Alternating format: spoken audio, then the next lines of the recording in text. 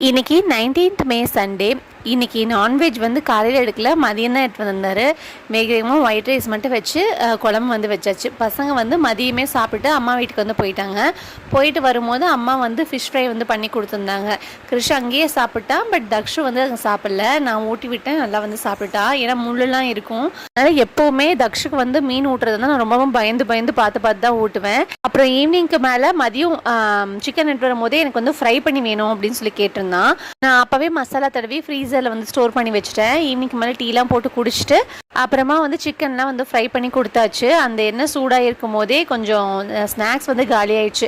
அதனால இந்த சிப்ஸு குடல் இதெல்லாம் வந்து இருந்துச்சு. அதுவும் வந்து கையோடு அதே எண்ணெயில் வந்து போட்டு எடுத்து கொடுத்தாச்சு.